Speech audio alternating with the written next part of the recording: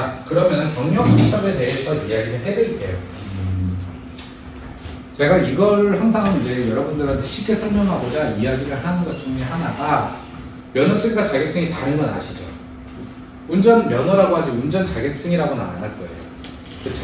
그리고 전기 같은 경우는 뭐 기사가 됐던 기능사가 됐던 전기 면허증이라고 안 하고 전기 자격증이라고 해요. 이 자격증과 면허증의 가장 큰 차이점은 이 일에 대해서 어느 정도 독점 내지는 과점에 대한 권한을 주냐 안 주냐에 대한 차이인 거예요. 운전면허가 따기 쉽더라도 운전면허 없이 운전하는 사람은 무면허 운전으로서 법적 처벌 대상이 돼요.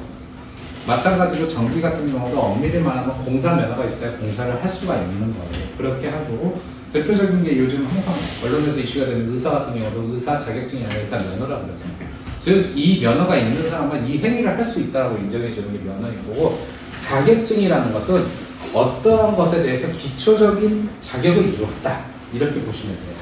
그러니까 전기 자격증을 땄다 해서 이 분야의 마스터가 된 것은 아니에요. 그건 자신이 경력이 충분히 쌓여서 일을 잘해서 마스터가 되어야 되지, 전기 자격증을 취득했다고 나는 이제 정말 맥가이버 같이 모든 전기를 다 만질 수 있어. 그 자격증이 이제 따끈따끈 나온 사람한테 벤치 중에서 너 여기 한번 계산해봐 그러면 못하는데 하고 바로 전화번 한번 재봐 그러면 뭐 뭘로 재요? 뭐 이런다는 거예요.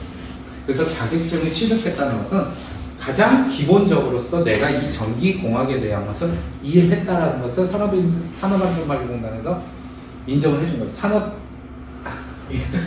산업안전공단이 아니라 산업인력공단에서 그 정도인데, 달리 말하면 자격증이 있다는 것은 그만큼 내가 기본적인 베이스가 있다는 것을 세상에 알려주는 거고, 어떠한 행위를 하는 데 있어서는 면허가 필요한데 전기공사에서의 면허는 전기공사 면허업이라는 게 또 있어요. 바로 전기공사 업체 중에 면허업체가 그런 일을 하는 거고, 그럼 달리 말하면 전기공사 면허 없이 전기공사를 해도 되냐? 그러면 정부에서 제한을 두고 있단 말이에요. 바로 경미한 전기공사 같은 경우에는 전기공사 면허 없이도 할 수가 있습니다. 그래서 뭐 호준 접속기, 소켓, 로제트, 실링볼러 뭐 이런 거, 요즘에는 이런 것이 거의 안 보여요. 옛날 전구 달 때만 많이 쓰는 뭐 로제트 뭐 이런 거고, 라이프 스위치 요즘 거의 보기 힘들죠. 이런 거 설치하면 그냥 간단하게 전구 이렇게 교체해주고 이런 거는 굳이 뭐 면허가 없어도 되고, 뭐 그리고 2차 측전환이 36V 이하인 거 같은 경우에도 거의 요즘 없죠. 거의 220V 많이 쓰기 때문에 뭐 그리고 뭐 전력량계나 퓨즈 부착하거나 떼어내는 공사, 전력량계 같은 경우는 계량기 같은데 그냥 떼고 뭐 다시 끼고 뭐 이런 거 같은 거는 가능하다.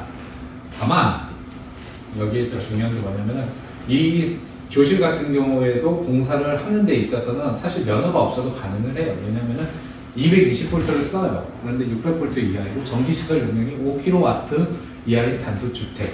그러니까 5kW 같은 경우에는 일반적인 주택은 거의 5kW 이내란 말이에요. 이런 거 공사를 해도 되는데, 이제 좀 전기를 많이 쓰는 어떤 그 10kW 정도 쓰는 뭐 편의점 같은 경우 뭐 20kW 이상 쓰는 이런 데 같은 경우 공사 같은 경우는 면허 없이 해서는 불법이다. 그리고 또 이런 것에 있어서 공사를 할 때 전기공사 기술자가 하는 경우로만 한정한다 이 얘기는, 내가 전기 기술자라고 떠벌리고 다니는 게 하고 기술자가 되는 게 아니라 이 경력 수첩을 반드시 갖고 있는 사람만 인정을 해줘요. 당장 공사를 할 때는 큰 문제가 안 되는데, 공사 사후에 이슈가 터졌을 때 이 경력 수첩이 있냐 없냐를 가지고 자격이 있는 사람이 시공했냐 없냐를 가지고 법적 책임을 물을 수 있다는 얘기예요. 제가 이제 독자분들하고 이야기를 나누다가 독자분 중에 한 분이 이런 일이 있었어요. 지방에서 있는 일인데 아파트 전기공사를 열심히 했대요. 그래갖고 공사 뭐 이제 처음에 계약금 받고 공사 끝나고 잔금을 받으려는데 잔금을 주지를 않았대요. 아파트 그 사시는 분이.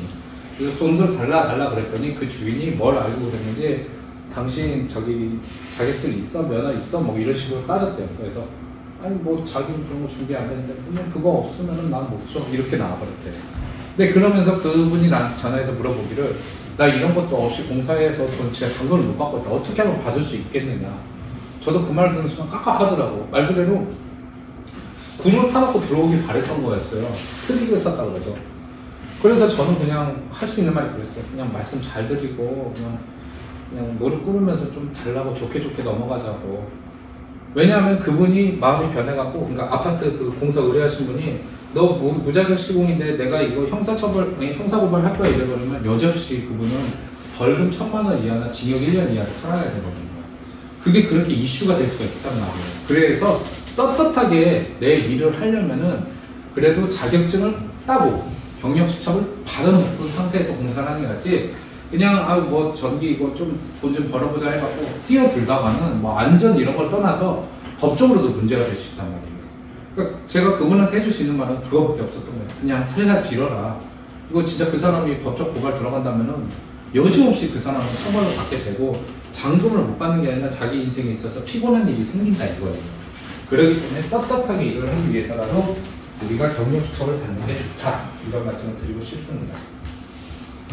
그리고 경력수첩 발급 조건이라는 게 있는데 급수가 있어요. 이 급수가 달리 말을 하면은 내가 만질 수 있는 전압의 범위를 말해요.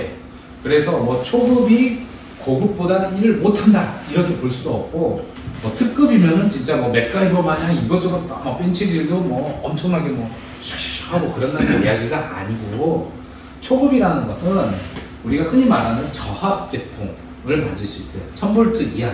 그러니까 일반 이런 220V도 만질 수 있고, 삼상 380V도 만질 수 있고, 그리고 뭐 일부는 뭐 모터 중에 440V짜리도 있고 막 그래요. 이런 거 다 만질 수가 있어요. 그리고 중급은 고압에 한해서, 즉 1000V를 초과하고 7000V가 안 되는 거. 그런 게 어디 있어요 하면은, 저도 재작년에 이제 우리 모터 같은 거 만질 때 보니까 6600V짜리 볼트 그게 있더라고요. 6600V라는 것을 우리가 흔히 볼 수는 없지만은 특수한 데 공장 같은 데나 펌프장 같은 데서 그런 것도 써요. 3300V짜리도 있고, 이런 것을 취급할 수 있어요. 중급부터는. 그리고 고급부터는 그 이상, 특고압이라고 하는 7000V를 초과하는 거. 대표적인 게 전봇대의 변압기 1차 측에 있는 고압축이 22900V거든요. 이런 거나, 아니면 송전탑. 송전탑은 아무리 전압이 낮아도 154,000V란 말이에요. 이런 것부터 시작해서 뭐 만질 수 있고, 그럼 특급은 뭘 만질 수 있냐? 100만 V 이상의 피카츄가 다루는 전기를 만질 수 있냐? 그건 아니고, 그냥 고급과 똑같습니다. 다 만질 수 있습니다. 실질적으로는 그래서 3등급인데, 이 특급 같은 경우는 전기 기술사나 기능장에 한해서만 주는 거고요. 이게 그리고 또 중요한 게 뭐냐면은, 이게 결국 자신의 몸의 단가를 맞춰주는 거에 요인이 되고, 전기공사 업체에서도 당연히 상위 자격증을 요구를 하는 게, 이제 전기공사 업체는 이제 그 방급공사 같은 경우 입찰을 많이 봅니다. 입찰에 있어서의 점수를 PQ라고 하는데, 상위 자격증을 취득한 직원이 많을수록, 경력수첩의 등급이 높은 직원이 많을수록 더 가산점을 부여하게 돼요. 즉 낙찰 확률이 올라가기 때문에 초급이 몇 명 있는 것보다는 그래도 특급 하나 있는 게 훨씬 낫고 뭐 이러거든요. 그렇기 때문에 자신이 꾸준히 경력 관리를 해서 급수를 올리는 게 업체 측도 좋아하고 자기 자신도 몸값이 올라가기는 좋습니다. 그래서 여러분 같은 경우는 이 과정이 끝나고 나면 기능사를 취득하잖아요. 그러면은 기능사를 딱 받고 나서는 바로 받을 수 있는 게 바로 이 초급입니다. 기술자 양성교육이라고 해서 그 한국전기공사협회 인재개발원에서 온라인으로 이렇게 양성교육을 받을 수 있어요. 오프라인으로 받을 수 있는데, 예를 들면은 이건 지역별로 있어서 뭐 서울이면은 서울의 어느 한 사무실이고, 경기도는 수원의 그 어떤 회의장 같은 데서 단체로 양성교육 같은 게 있습니다. 이걸 받고 나면 초급이고, 기능사를 따고 나서 전기공사업체에서 8년의 경력을 가지고 있으면 중급이 되고, 그리고 11년 이상의 경력을 갖고 있으면 고급이 됩니다. 특급은 앞서 말했듯이 기술사나 기능장을 취득해야 하는 사람에 한해서만 지어지기 때문에, 여러분들이 이제 이걸 취득하고, 그러니까 경력수첩을 받고 나서 꾸준히 경력을 쌓아서 고급까지 노리시게 되면은 내 몸값도 많이 올릴 수 있고, 그리고 전기공사 업체에서 일을 하더라도 소위 말하는 귀한 인재가 되는 거죠. 아, 이 친구는 대체할 수가 없어. 왜냐? 고급 기술자야. 그 회사에서는 자신이 필요하다는 것을 끊임없이 증명해야 되는 게 되게 중요해요. 말 그대로 대체할 수 있는 그런, 그냥 뭐 소위 말해서 더 싼 친구로 이렇게 맡겨도 모방한다는 그 사람은 경쟁력이 없는 거고, 회사가 어려움을 겪었을 때 속아내기가 좋은 존재죠. 근데 대체할 수 없는 사람, 이 친구는 좀 인성이 바르지 않은 것 같은데 일하는 걸 깔끔하게 잘해. 아, 그래도 이 친구는 고급 기술자라서 우리 회사에 큰 도움이 돼. 이런 친구는 데리고 가는 거죠. 그래서 자신의 경력을 계속 관리를 하는 게 좋다, 이 말씀을 드리고 싶습니다. 경력수첩, 경력상정 등이죠. 몇 년 전만 하더라도 이렇게 이제 통장 형태로 경력수첩이 나왔었어요. 그래서 이게 이제 저희 아버지 거랑 제 건데, 이런 식으로 딱 앞에 뭐 사진하고 뭐 급수, 뭐 번호 이런 거 있고, 그 뒤로 보면은 어디에서 몇 년간, 뭐 몇 개월간 일을 했다, 이게 우리 계좌, 우리 그 통장 계좌 이렇게 뭐라 그러나 입출금 내역 적히듯이 쭉쭉쭉쭉 적히고 그랬는데 지금은 이제 스마트폰 시대에 맞춰서 어플로써 바로 확인할 수 있게. 그래가지고 어느 현장 같은 데 가서도 뭐 경영수점 이거 놓고 왔는데 실제로 이거는 잘 안 갖고 다니게 돼요. 저희도 사무실을 어떻게 한쪽에다가 고개 모시기만 해서 잘 안 되거든요. 요즘에는 이렇게 스마트폰으로 바로 모바일로 이렇게 봐서 인증받았다. 그래서 이걸 보여줄 수도 있고 또 이걸 갖고 경력 관리도 바로바로 입력할 수도 있습니다. 그런데 이게 아까 말했듯이 제가 여러분들이 기능사를 취득하고 나서 8년 그리고 11년 후에는 상위 등급으로 올라갈 수 있다면 그 경력을 산정하는 데 있어서 정말 중요한 게 100% 경력 인정을 받는 일을 하는 게 중요합니다. 100% 인정을 받아야지 엉뚱하게 이런 50% 인정을 받는 일이나 불인정받는 일을 하게 되면은 남들보다 배 또는 호생을 하는 경우가 100% 인정받는 건 딱 하나밖에 없어요. 전기공사 업체에서 시공이나 시공관리 업무를 수행하자. 전기공사 업체라는 것은 그냥 아무 업체가 아니라 바로 면허가 있는 업체, 즉 등록업체에서만 가능합니다. 나중에 여러분들 취업할 때 그것부터 알아보셔야 돼요.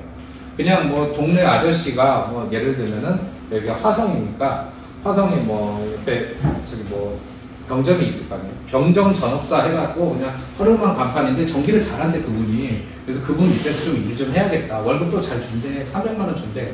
딱 갔는데 여기가 면허업체가 아니야. 알고 보니까. 그런 데 가서 사장님하고 열심히 일해서 한 8년 정도 됐어. 나도 나이도 먹었고 자 이제 공사업체에 이렇게 8년 일한 것 같으니까 이제 좀 중급으로 좀 올려볼까 했는데 딱 가서 보니까 화성전업사가 등록업체가 아니다. 그러면은 내가 8년간 일한 게 아무 쓸모가 없어. 그리고 여러분들 또 이게 착각하기 쉬운 게 인테리어 업체에서 일하는 것도 인테리어 업체에서도 전기공사 많이 해요. 예쁘게 등도 잘 달고 깔끔하게 이렇게 선센트도 딱딱 갖다봐서 이분들도 시공 잘해요. 인테리어 업체에서 내가 열심히 일을 했어. 그리고 나서 내가 이제 전기 한 이 정도 했으니까 나도 이제 등급 업 좀 해갖고 명가 좀 올리자 해서 내가 그냥 뭐 비공 인테리어에서 일했어요 해갖고 경력증명서 좀 떼어보세요 그러는데 안 떼주려고 그러네. 그래서 뭐 어찌어찌 해서 받았어. 근데 비공 인테리어 그 업체가 없어. 등록업체가 아니에요. 인정이 못 받아요. 이거 정말 어떻게 보면 사회에 진출할 때 정말 중요한 건데 반드시 전기공사 등록업체에서 일을 하는 것만 100% 인정받는다. 그리고 그것도 시공이나 시공관리 업무만. 공사업체에 들어갔는데 이제 그 공무라고 해서 공사업체에서 사무적인 일을 하는 경우가 있어요. 그냥 이제 현장에 안 나가고 그냥 사무실에서 그냥 세금계산서 발급하고 그냥 편하게 나는 그냥 먼지 안 먹고 사무실 이런 거 같은 경우는 인정을 100%도 안 해주는 경우가 있어요. 이제 뭐 대표님이 이제 잘 써줘갖고 시공 이렇게 했다 그러면 모르겠는데 그게 아니게 되면은 뭐 이렇게 80%만 인정받는 경우도 있고 그리고 또 전기안전관리자를 일을 하는 경우가 있어요. 큰 건물 전기실에 들어가서 그냥 이제 변압기 온도 재고 그냥 뭐 전압이 튀나 안 튀나 이런 거 지켜보고 그냥 내가 사다리 올라가지 않고 그냥 관리만 한다 이런 것들. 몸은 편해요. 몸은 편하고 그냥 이슈만 있으면 그때그때 대응하고 하다 보니 뭐 이제 좀 뭐 설치해야 된다 뭐 하다 보면 자기가 못하겠으니까 그냥 공사업체 불러다가 여기 와서 선 좀 끌어다 주세요 뭐 이렇게 그냥 관리자로서만 순수하게 일만 했다 그러면은 50%밖에 인정했거든요. 그러니까 기능사 따고 이런 일을 하면은 중급으로 올라가는데 16년이 걸린다는 얘기예요. 8년이 아니라. 그리고 기능사를 따고 나서 바로 상위 자격증인 산업기사나 기사를 따게 되면은 그 8년이나 시간이 획기적으로 단축이 되니까 나는 정말 내 이 전기일에 대한 열정이 있고 빨리 내 몸값을 올리고 싶다 그러면은 기능사로 만족하지 말고 빨리 다 상위 자격증을 도전하시는 게 그만큼 어떻게 보면 우리 게임에서 워프존이라고 그러죠. 치트키까지 빨리빨리 넘어갈 수 있는 그런 것이기 때문에 좀 이런 것을 알고 세상을 이렇게 취업시장 같은 데 도전을 하셨으면 좋겠다. 네.